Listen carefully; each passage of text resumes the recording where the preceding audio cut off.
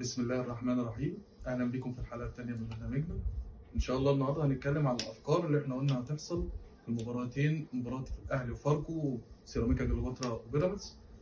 الافكار اللي احنا بنتكلم عليها دور اهم اللعيبه في كل فريق. هنتكلم الاول عن مباراه سيراميكا وبيراميدز. وبالنسبه للعيبه بيراميدز، الاهم لعيبه في تشكيله يوريتشيتش واللي ليهم دور في اي هجمات خاصه ببيراميدز. اول واحد واهم واحد هو وليد الكارتي. وليد الكارتي يوريتشيتش بيلعبه تقريبا في دور رقم 8 او 10 حسب اتجاه الهجمه في الملعب. وليد الكارتي هو اهم لاعب في وسط ملعب بيراميدز. اي هجمه خاصه ببيراميدز بتحتاج تبتدي من عند وليد الكارتي. في كذا كوره في المباراه السابقه قدام سان داونز كان وليد الكارتي هو دوره المهم، ان هو ازاي يقطع الكوره، ازاي يضغط على الديفندر بتاع فريق سان داونز. ده دوره دايما اللي بالتعليمات من يوريشيتش. هنشوف ان شاء الله اذا كان نفس التعليمات ونفس الفنيات اللي هيقوم بيها وليد الكارتي في مباراه سيراميكا، ولا يوريتشيتش اصلا هيخليه جنبه على الدكه عشان نهائي افريقيا اللي هو يوم 1/6 ان شاء الله. وتاني واحد هنتكلم عنه هو محمد الشيبي، الباك اليمين لفريق بيراميدز. الراجل اللي بيتم من عنده كل هجمات بيراميدز، بدايه الهجمه دايما من عنده.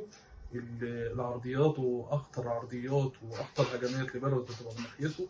الركنيات هو اللي بيلعبها من اليمين ومن الشمال، واهم لاعب في منظومه يوريتشيتش في حكايه التلت الهجومي. محمد الشيبي معروف عنه ان هو بيعمل اهم شيء من وظائف الباك اليمين، ان هو يعرف يرفع العرضيه اللي بيرفعها صح في مستوى يخلي حارس المرمى بقدر الامكان ما يشتركش في الكوره، بتكون في اتجاه زميله، وعارف مدى سرعه زميله ومدى قدرته ان هو يقدر ياخد الهجمه. فمحمد الشيبي من اهم لعيبه بيراميدز هذا الموسم، واهم لعيبه بيراميدز في مباراه سيراميكا ومباراه نهائي افريقيا. وثالث لاعب معانا هو ابراهيم عادل. ابراهيم عادل الجناح الشمال لفريق بيراميدز.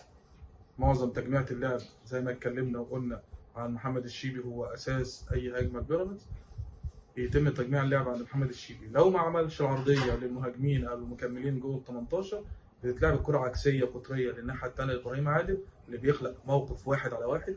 وابراهيم عادل من اكتر مواهب الكره المصريه واحرفهم في موقف 1 على 1. بيعرف يعدي. ابراهيم عادل بيعرف يعدي من 1 على 1 وبيعرف يكمل الهجمه وبيعرف ازاي يعمل خطوره من الجبهه الشمال. ثالث اهم واحد في فريق بيراميدز هو ابراهيم عادل. ملحوظه اخيره عن رميات التماس في بيراميدز. ولاحظ الفترة الأخيرة إن رميات التماس في بيراميدز دايما بيلعبها محمد الشيبي بإيده طويلة داخل المنطقة عشان تبقى زي الفاول أو زي الركنية. المدرب استغل قدرة محمد الشيبي في إن هو يقدر يلعب رمية تماس بصورة قوية عشان تبقى جوه المنطقة خطرة. أكتر فريق في العالم كان بيعمل الحركة دي هو فريق ستوك سيتي، وكان معاهم الجناح ديلاب. كان هو مشهور عنه ان رمية التماس بيلعبها اقوى من الركله الركنيه واقوى من الفاولات. بالنسبه بقى للنادي الاهلي، اهم اثنين او اهم لعيبه النادي الاهلي في مباراه فاركو. اول واحد هو امام عاشور. امام عاشور هو اهم لاعب في منظومه الاهلي الحالي، هو البلاي ميكر.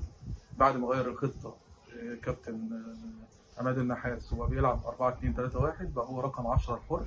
اداله حريه في التلت الهجومي كله، بيقدر يتحرك من اليمين للشمال، يقدر يساند مع اشرف الشرقي، يقدر يساند مع طاهر محمد طاهر. بقى عنده حريه حتى في التسديد، في محاوله المراوغه، في التكمله كمهاجم ثاني مع وسام ابو علي. امام عاشور من اهم لعيبه الاهلي في الفتره الاخيره، وهو اللي عليه كل الحمل ازاي هيقدر يتصرف في مباراه فاركو، وازاي هيقدر ان هو ينقل الفريق للهجمه في المباراه، وازاي يقدر يخلق خطوره على مرمى فاركو. اللاعب الثاني اللي معانا هو مروان عطية. مروان عطية من بعد تولي عماد النحاس المسؤولية بقى لعبه إيجابي أمامي دائما. أي كرة تيجي في رجله بيحاول يلعب لقدام. أي هجمة تبتدي من عند مروان تلاقيه دايما بيحاول يلعب الكرة الأمامية على الأطراف أو في العمق، أو بيعمل بينيات أو كرات أمامية طولية. لو بصينا على الجونين اللي جم في ماتش البنك الأهلي هتلاقي الكرة بتاعت الجون الأول بدأت من عند مروان عطية، لعبها أمامية طولية ناحية الجناح الشمال ناحيه اشرف بن شرقي، اللي سندها امام اللي سد التسديده واحرز منها. الجون الثاني هتلاقيه برضه استلم من ناحيه الشمال واستنى وصبر لغايه ما ياسر ابراهيم كمل داخل منطقه ال 18 وراح رافع له العرضيه اللي عمل منها الاسيست لاسامه ابو علي. فمروان عطيه هو اهم واحد في المنظومه الهجوميه بعد امام عاشور بالنسبه للنادي الاهلي، دوره في نقل الهجمه واللعب الايجابي. ودايما اي كره في ايد في رجل مروان دلوقتي ما بقتش تتلعب على الجنب، تتلعب لورا، لا ده بيدور ان هو يلعب الكره الامنيه، يلعب الكره الايجابيه، يلعب الكره المباشره على مرمى الخصم.